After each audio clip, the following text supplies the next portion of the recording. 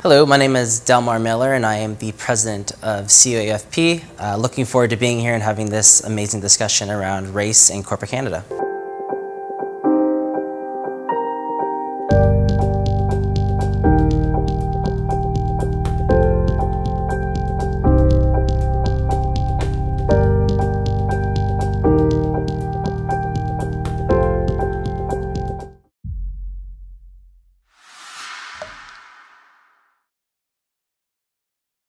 What would be your opinion in how to guide these executives, like make more informed decisions to make their team more diversified?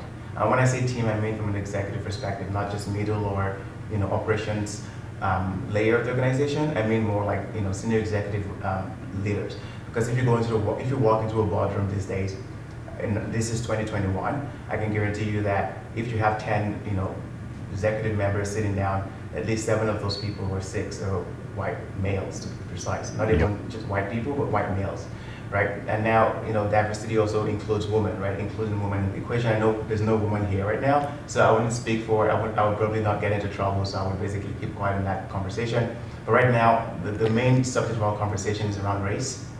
So how do you think you can advise, or not really advise, but what are your thoughts on how executives can approach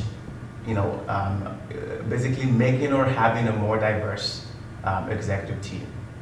I've got an answer, but Go ahead, please, go first. Well, mine's short. So the advice that I give, for what it's worth, the advice that I would give if this is a population of folks who would listen to me would be get out of the way. Just get out of the way. We worked together. You started this conversation with that, right? And I made a conscious decision a little while ago, Tolu, that that's not what I want. And certainly when you and I met, it was, right? If I were to have categorized my career ambitions when we met, which was what 6 years ago, right?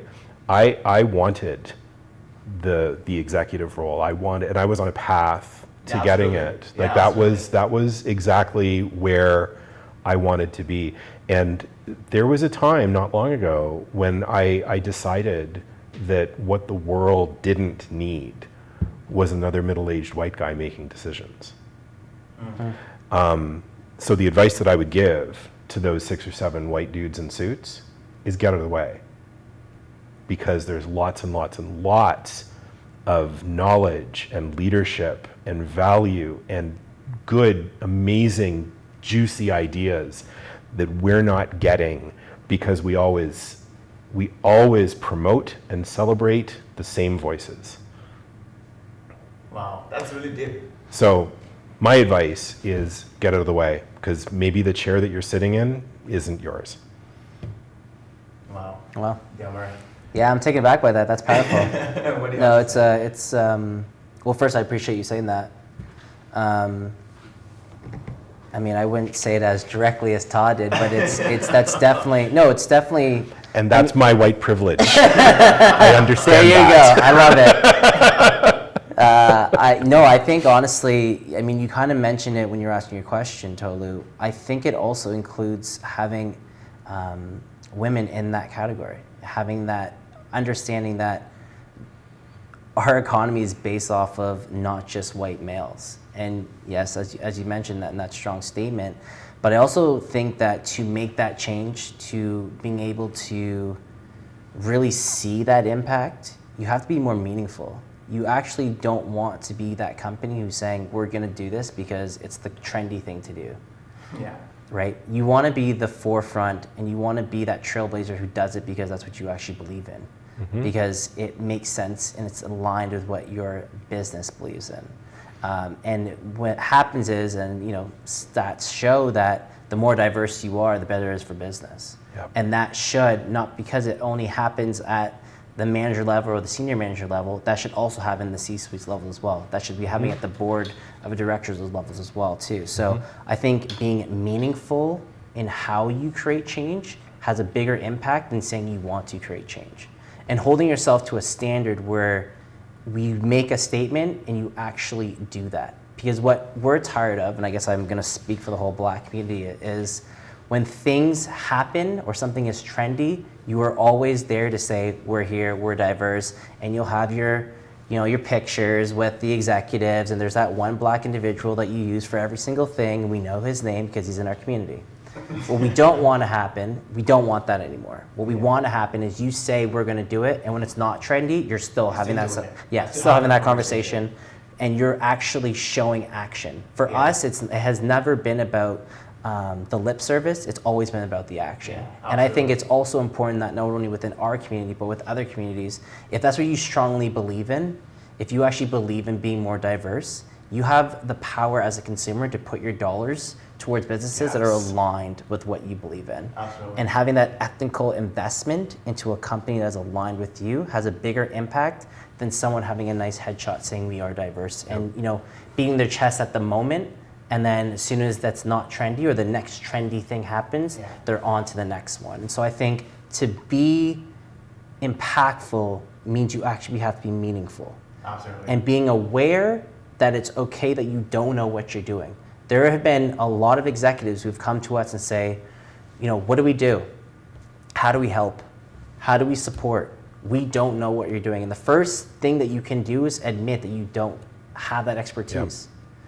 And admitting that you don't know everything. Because before the conversation, when diversity was has now, obviously it's become a hot topic. We're here, we're talking about it now.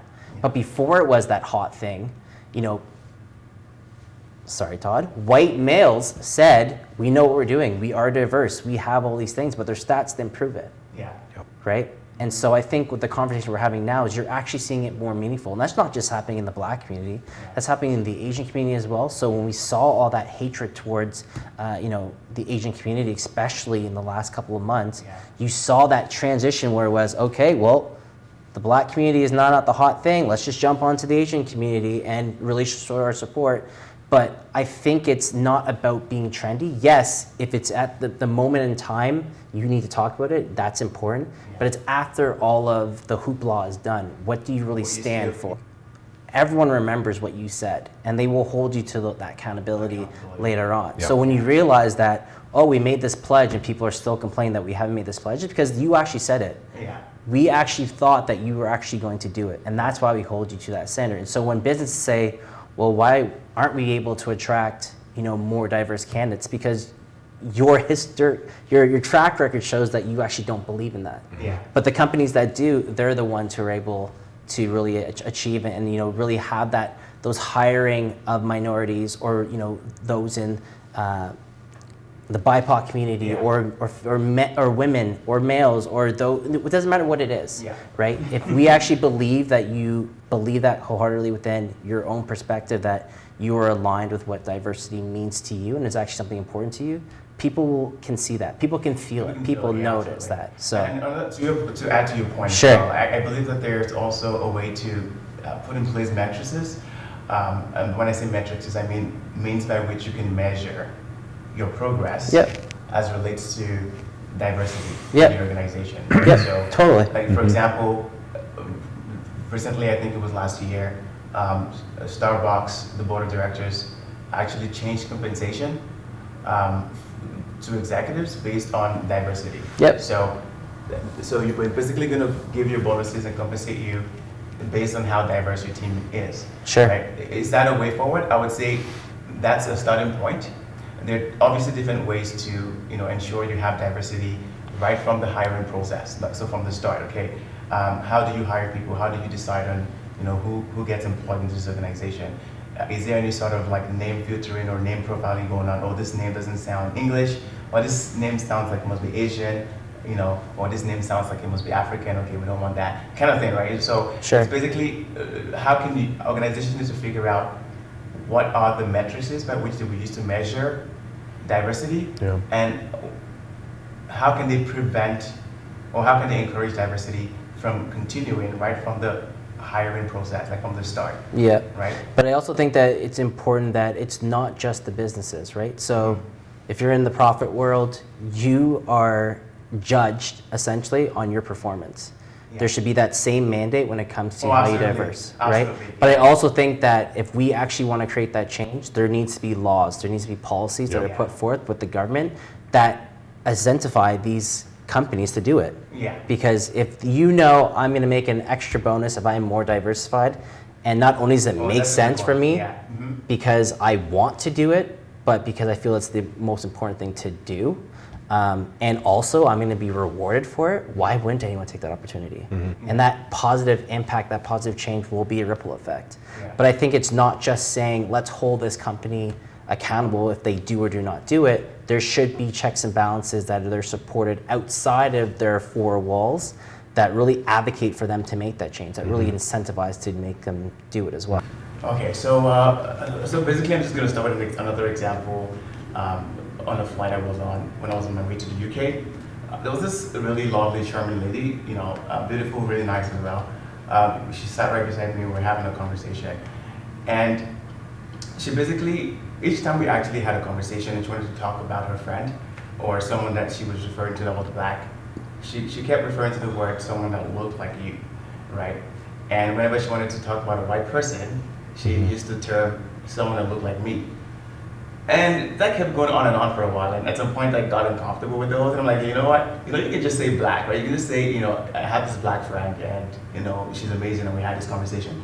You don't have to feel bad about using those words. I wouldn't feel offended about it. It's what it is. I'm black, you're white, the person's white. You just use it for what it is. Now I'm going to tie this into a conversation around having talks about racism among white individuals, and basically trying to get comfortable, or maybe more comfortable, with having these conversations without necessarily, feeling guilty when talking about this thing. So what would you advise, or what would you say, or how would you advise white people to approach these kinds of conversations without feeling guilty, or without feeling, oh, I'm gonna, look bad, I'm gonna look like I'm just trying to present myself as a good person in front of these people. Right. How can you approach this kind of conversation? Even conversations about race don't need to be about my identity. They can be about how I can use my experience and contribute and be part of a solution, rather than claw back into being defensive or feeling guilty or any of those other things. Because you mentioned early on, right? For the most part, the white people who are alive today are not the white people who created the systems of white supremacy in which we live. Totally. Yet we all have an opportunity to do something about it. Right. And until we can approach those situations without feeling like conversations about race and racism are a personal attack, Yeah.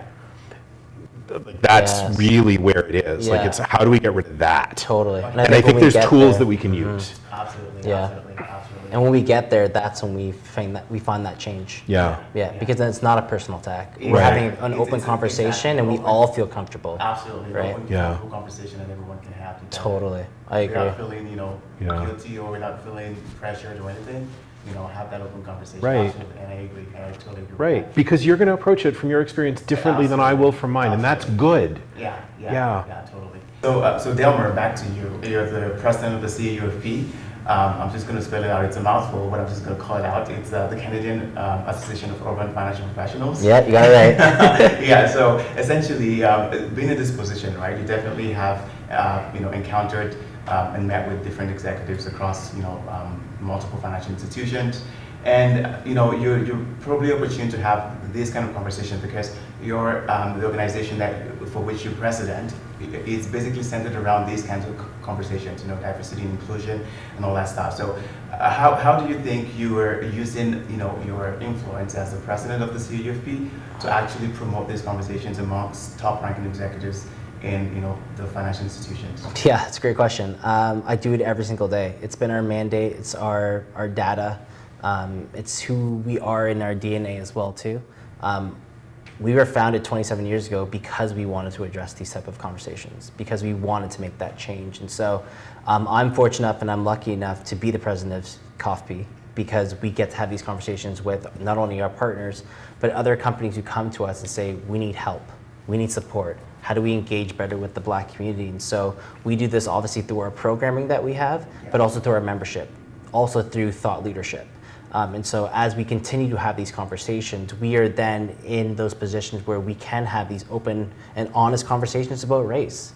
and about diversity and about inclusion. And what does that mean? And how can we as an association help not only our partners, like I mentioned, but other companies to just be more diverse, to be more meaningful in their actions around diversity. And so, I've had the honor of doing that as president, and obviously we've done a tremendous job with what we've done thus far, but it just doesn't stop with me. It goes within not only our board, it goes with our members as well to continue having these conversations so that we do see those positive changes. And so long after I'm gone, and being president here at CAUFP, I hope that one thing that I leave with that legacy of being president is that we did have these conversations. We were able to have these tough conversations, but they resulted in positive results. And at the end of the day, as long as that happens, I can go to bed, sleeping better at night, knowing that, we've made a change to making the world a better place. Absolutely. So would you say that you welcome all races to CAUFP? Or obviously, the CAUFP right now